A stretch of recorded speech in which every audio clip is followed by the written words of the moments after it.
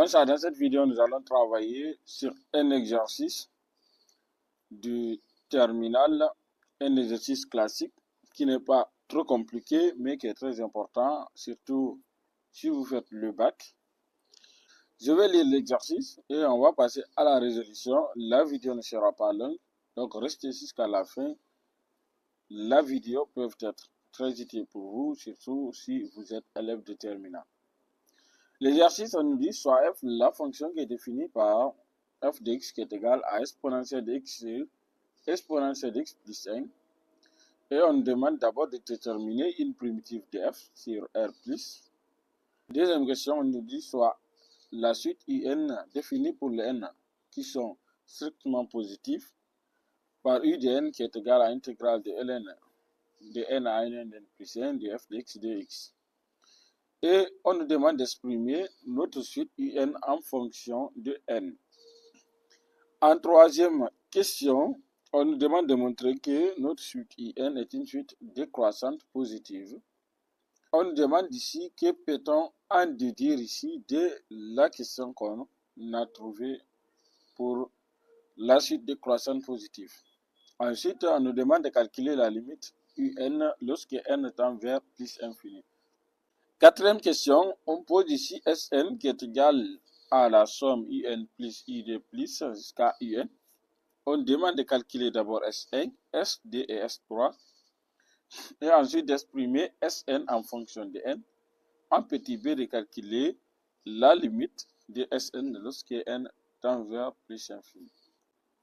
On a ici résolution f de x qui est égal à exponentielle de x sur exponentielle de x plus 1. La première question, déterminons une primitive de f sur R+.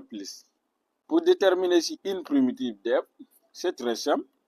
On a ici f de x qui est égal à exponentielle de x sur exponentielle de x plus 1. Or, si nous prenons exponentielle de x, c'est-à-dire c'est exponentielle de x plus 1 dérivé, peuvent nous donner ici exponentielle de x. Bien sûr, même exponentielle de x plus 5 dérivés, ça va nous donner toutes les exponentielles de x. Mais nous, on a besoin ici d'exponentielle de x plus 1. Pourquoi? Parce qu'on a exponentielle de x plus 1 au dénominateur. Vous allez tout de suite comprendre pourquoi on a besoin de ça. Vous savez, si vous avez ln de u dérivé, ceci est égal à u dérivé sur u. OK? Donc, si vous avez u dérivé sur u, c'est qu'une primitive de ça c'est f de x. Donc, f de x est une primitive de ln de u. Et là, c'est exactement ce qu'on va voir ici. On va voir ici une primitive de f de x qui est grand f de x qui est égal à ln de exponentielle de x plus 1. Parce que si nous dérivons la fonction grand f de x qui est là, nous allons exactement obtenir le petit f de x qui est là. Donc, grand f est bien une primitive de petit f de x qui est là.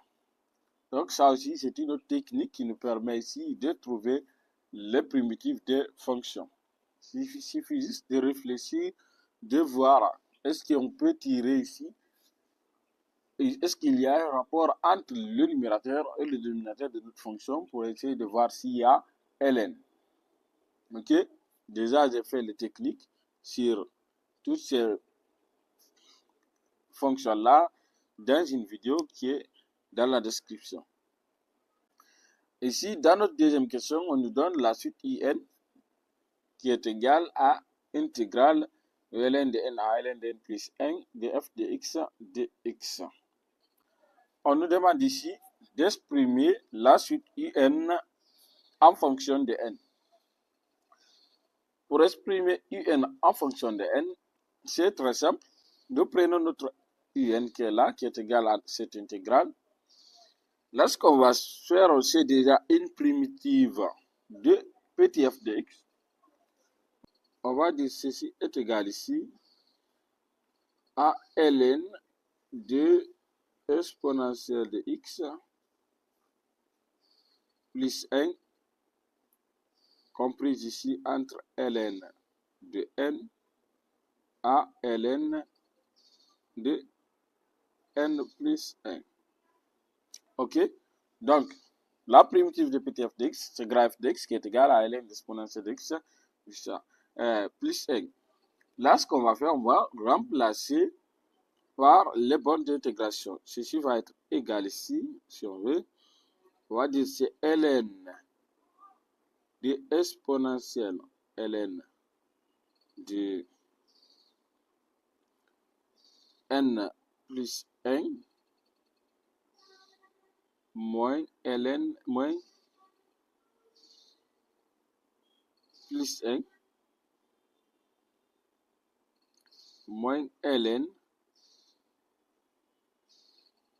de exponentielle de ln de n plus 1.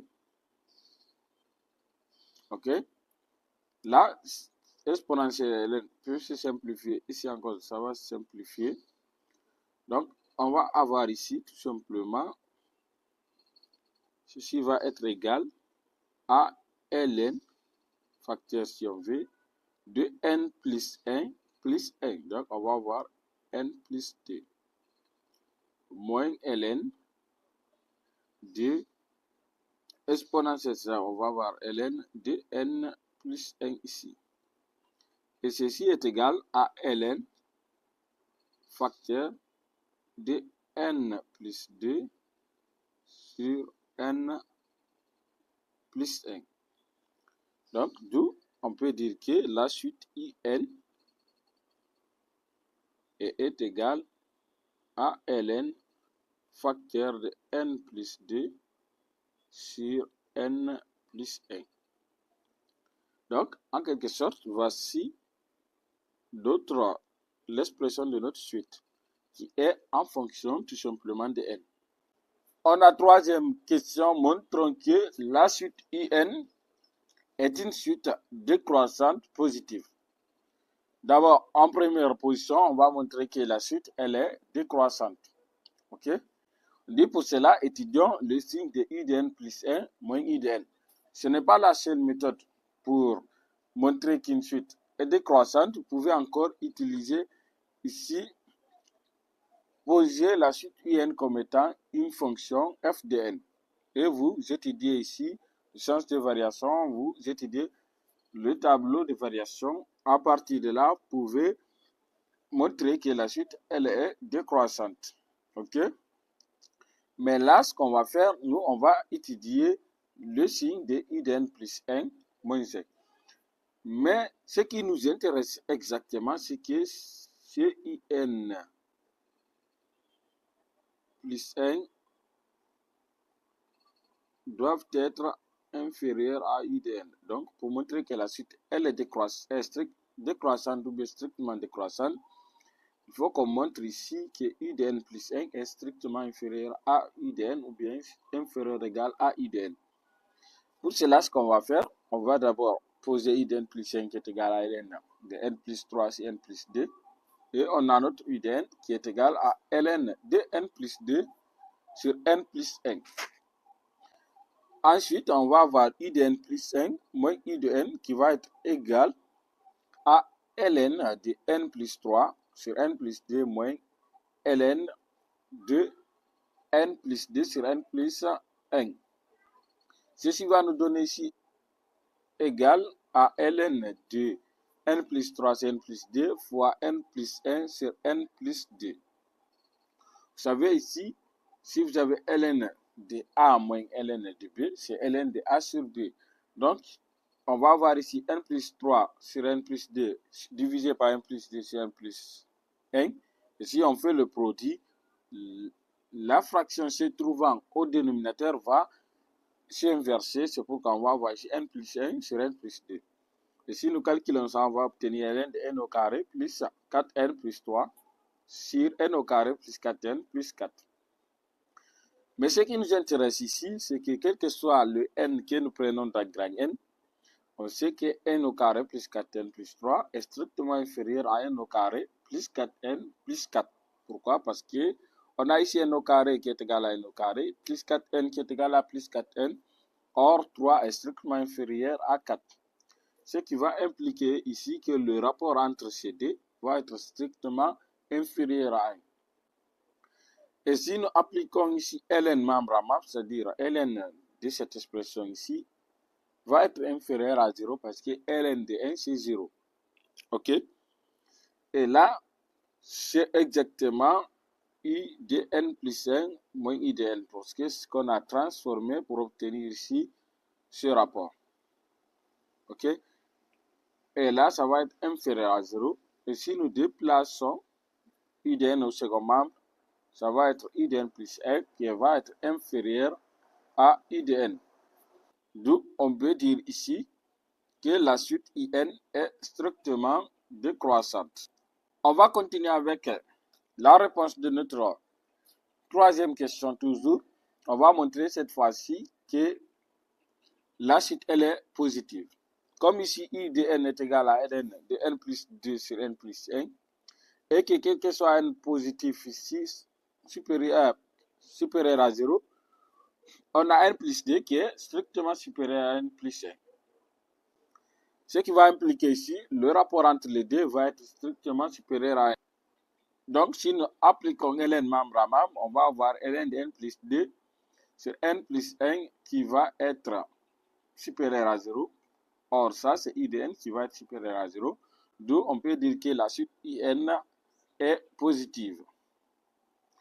On peut en déduire ici que, comme ici notre suite IN est une suite qui est décroissante positive, alors elle est minorée.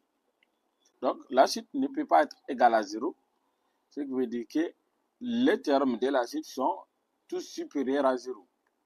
Donc, elle est minorée par 0. Calculons la limite UN lorsque n tend vers plus infini.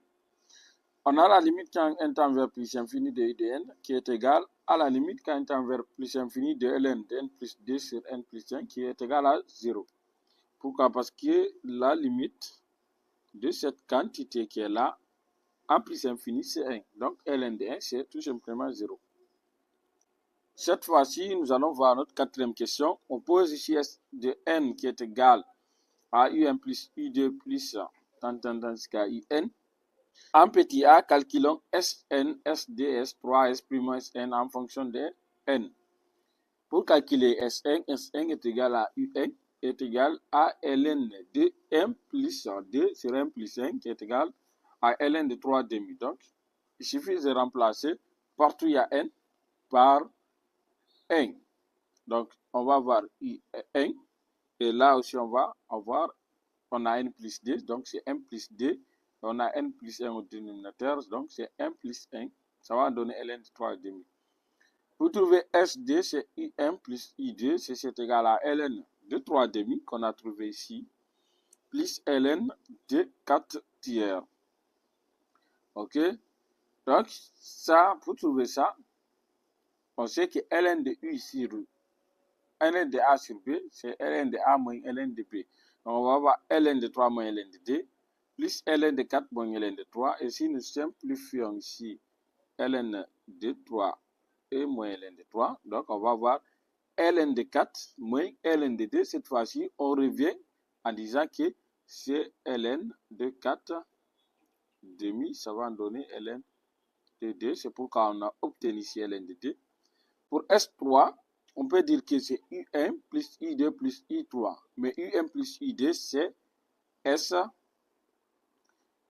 c'est SD, ok? Donc, on a déjà trouvé la valeur de SD qui est ln de 2.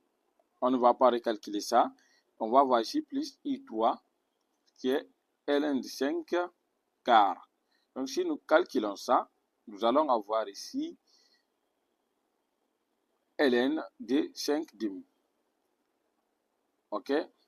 Parce que vous savez ici, si vous avez ln de A plus ln de B, c'est ln de A fois ln de B. Donc, on va avoir ln de 5 quarts fois D. Donc, si on peut simplifier ici N le D et le D là, ça va rester 5 demi. Nous avons ici Sn qui est égal à Un plus Id jusqu'à Un. Ceci est égal à Ln de 3 demi plus Ln de 4 tiers plus Ln de 5 demi jusqu'à Ln de n plus 1 sur n plus Ln de n plus d sur n plus d. Ici, vous savez, ça c'est U de n, qui est Ln de n plus d sur Ln de n plus 1. Et ça c'est Ln de n plus 1 sur n, c'est le terme qui lui précède. Et si nous avons Ln de la somme, on veut dire que c'est Ln du produit de toutes ces valeurs-là. Donc, on va avoir Ln de 3 demi fois 4 tiers fois 5 quarts jusqu'à n plus 1. Ceci va nous donner Ln de n plus 2 sur 2. Pourquoi? Parce qu'il y a toujours des expressions qui vont simplifier ici. On peut simplifier le 3 là avec ça. On peut simplifier 4 et 4. Le 5 là va simplifier avec le 5 qui va venir. Et là, on va simplifier ça et ça. Et finalement, encore ce qu'on va voir, c'est que le n là va simplifier avec le n qui va venir de l'autre côté. Toutes les valeurs qui vont nous rester ici, c'est ce 2 qui est là, et c'est n plus 2, c'est pourquoi on va obtenir tout simplement ln de n plus 2 sur 2.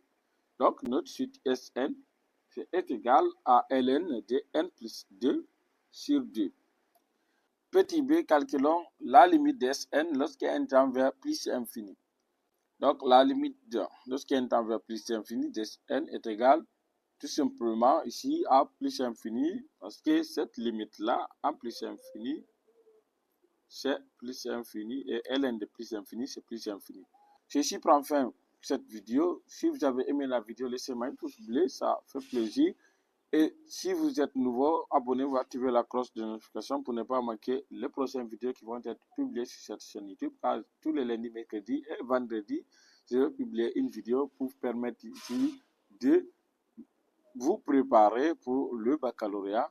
Et si vous avez des amis qui font le bac, invitez-les de rejoindre la chaîne en leur partageant le lien ou bien les vidéos. Je vous dis à très bientôt pour une prochaine vidéo.